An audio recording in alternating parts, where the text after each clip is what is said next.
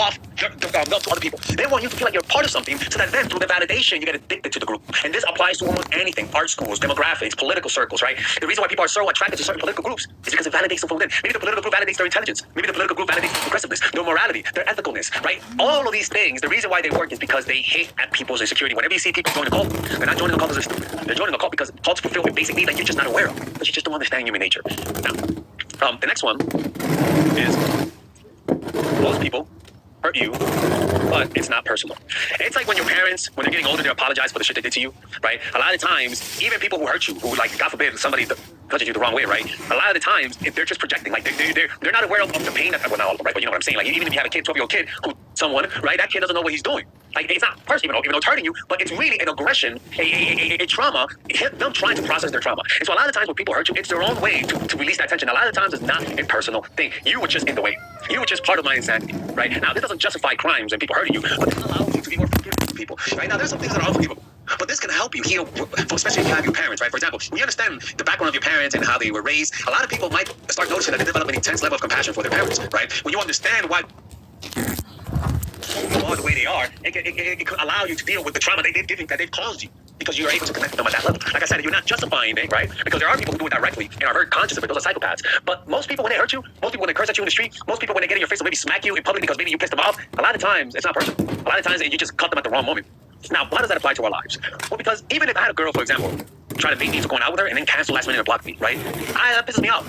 But I'm getting over it. It was yesterday. I'm much more chill now. But I understand that maybe she's in pain, man. Maybe I remind her of her ex. Maybe she's 30 years old and looking for marriage and she's pissed off that, I don't know, like, because that's what she said, right? I could have told her, like, oh, that's why you're fucking single, you stupid bitch, right? But it's like, no, like, I can promise you, most likely she does this to a lot of people and she can't help herself. And most likely this really does sabotage her relationships. And this allowed me to stop taking it personal, to stop the story, this fucking bitch, and to allow the emotions to eventually burn away. It's like a house that's burning. Don't add more. Let it burn away. It might take a day, might take 2 days like now where I am, but eventually the whole house will burn and you'll be healed without, their attacks doesn't leave an imprint, doesn't leave a fossil. Doesn't cause me now to want to hurt other women because of her. You know what I'm saying?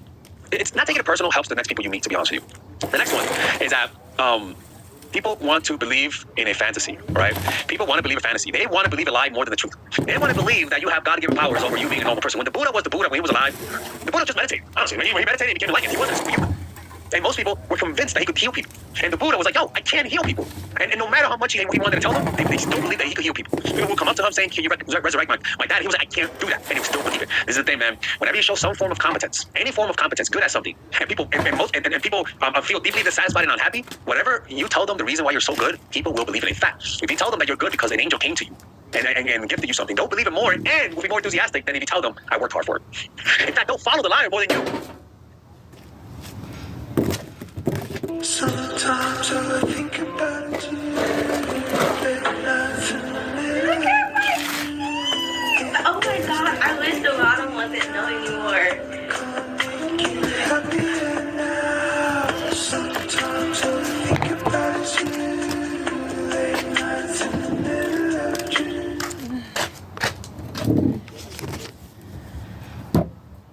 It's easier to believe that the ugly guy was the one that farted. It's easier to believe that the good-looking guy didn't fart. It's easier to believe that the ugly guy is a sexual assaulter. It's easier to believe that the good-looking guy is not, right? Everyone has projection assumptions, and they all want to believe that assumption in every area that we want to find. If you believe that black people are bad, for example, you're going to try and find a reason to believe that this black person committed a crime because they didn't, right? We all want to believe in fantasy. We want to believe in quick fixes. We want to believe in fast money. We want to believe in quick healing. Why? Because the opposite means pain. So all you have to do is overpromise. And people believe in overpromise more than a realistic promise. That's just how people are. Very gullible. Now, the next one is, everyone has a dark side, and it comes out in extreme opposites. Usually the guy who's really, really anti-gay is the gay one. Usually the guy that is really masculine and trying to be tough is the sensitive one that was abandoned as a child. Usually the woman who's the boss bitch feels the most vulnerable on the inside. Usually the woman who has the most power is the one that feels most alone. Usually the one with the most friends usually is the one that has least close friends.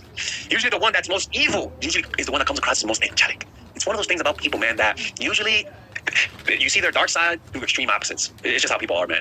If somebody's really judgmental of certain kinds of people, most likely they are that, or they're envious. People who are super anti-billionaires, most likely they just envy the billionaires. You know, it's just how that is, right? It's like the pastor who's anti-gay, who hates gay people, most likely he's gay on the inside. So you can kind of tell a person's dark side by looking at their extreme positive qualities that they choose to put out into the world. And most people, if you don't understand this about human nature, you don't understand it. It's usually the ones that look like Jesus are the ones that are the English. Next one. People show their red flags from the beginning. Maybe they tell you they love to party and they love to rave, but they stopped doing crack a few months ago. People usually repeat those types of behavior, right? Maybe they told you that, oh, I'm really impulsive. I have trouble controlling my impulses, and you might think that's cool and adventurous, but maybe that also means that they can't stop cheating. Maybe that also means they struggle with their self-control. Maybe they say they're super career oriented. Me as a man, a woman tells me that.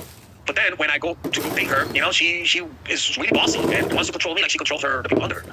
Right? Maybe they tell you how they were once addicted to crack, and you think they're not gonna go back to that. Well, if you know addiction, you know how that works. Right? Maybe they tell you how most of their exes are fucking bullshit. How they're horrible. How all of them betrayed them. And for some reason, they're always the victim. Right? Like, or even they'll tell you, I'm crazy. And you think it's a joke. No, it's not a joke. They tell you I'm a narcissist, and you think they're playing. No, man, they're not lying, man. You believe what people tell you, especially if it's bad things. Anything that's bad that people tell you that they are, believe them, because it's against their benefits. And last but not least, I forgot what that's called, like against their self-interest. People never do things just once. That's the number one thing. People always repeat their behavior. People always do the things that they've done in the past. If they hit an ex, they'll hit you again. If they went back to an ex, they'll go back again. If they're cheated, they'll cheat again. If they're pussies with one relationship, they'll be a pussy with you. Like, it's just that simple. If they lie, they'll lie again. If they stole money from this person, they'll steal money from you. People never do things just once. Don't believe what people tell you. Believe what people do, and you will never get played again. That's it. Remember, people never do things just once. People show their red flags from the beginning. Everyone has a dark side. People want to believe in fantasies. Give it to them. Most people hurt you, but it's not personal. It's very important to understand that. Most people have a need for validation. They're naturally insecure. And these are the 6 things that usually people with power understand. And I'm going to give you guys a bonus, right? Let people come to you. Let people come to you. And this is really wise. If you're a grandparent, for example, most kids, the truth is, most kids on their own will not visit their grandparents. You gotta give them a reason to visit you. You gotta maybe create, or maybe have a certain place in the house with video games that your kids want to visit. Like certain parents say, my kids don't visit me. Maybe, and this is hard to understand, but they gotta have a reason to visit you. Like most people, when they grow up, they get selfish. And so you take it personal. It's not personal. It's not that they don't love you. Trust me, they love you. If you die, they'll cry. But the problem is that while you're alive and they're an adult, they prioritize other things. And the only thing that will bring them back to you, yes, it is love, but a lot of times it's self-interest. And a lot of people just don't understand that. Like, it's important to have an environment that brings people to you. And when it comes to power, for example, I have people work here, right? And the reason why I have this is because it makes people coming here to work much better than just me having a small apartment. I was conscious of that. I have a nice yard here. Why? Because I like having events. Yeah, people come for me. I know they'll come for me. But more people will come if I have a nice place. It creates a much better environment. It's no big deal, right? Power a lot of times comes in you creating a situation that forces people to come to you more than you go to them. Right? And usually the people who have the most power understand this. The most expensive chefs are the ones where you literally have to travel a bunch of places just to go see them. The harder they work to come to you, the more they'll enjoy the experience with you, right?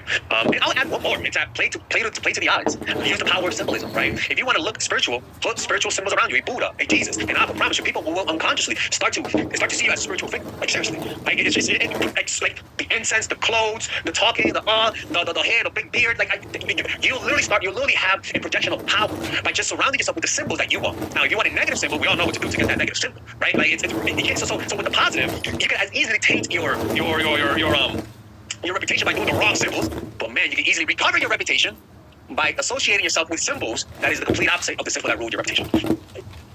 Plain and simple, man. If you guys want to learn more about this, check out my courses and see you on Patreon. We're doing a meditation in 2 or 3 days. We just uploaded a meditation about how to penetrate reality. Check that out on Patreon. It's my channel. My channel ever closes, so you guys can find me there. Take care.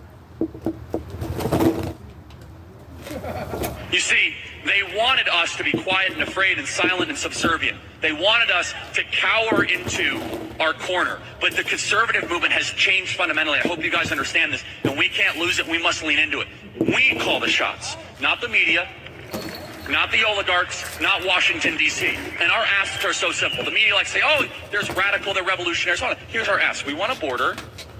We want our kids to learn reading, writing, arithmetic, and not graphic at the age of 11. We want our founding documents to matter much more than federal registry and bureaucracies. We believe the Constitution is the law of the land. We believe in 3 branches, not 4. We also believe, I know this is so radical for them to understand, that when you appropriate money, American citizens are first, not Ukrainians. Wow, like what a concept. And you add all of that together, they are the radicals, and they have been the radicals for quite some time. The remarkable power and potency of the truth tellers in this room. You see, we have grown up in a time where we say, the media is the worst, the media is this, and guys, we are the media now. Not them. Their power is fading and waning.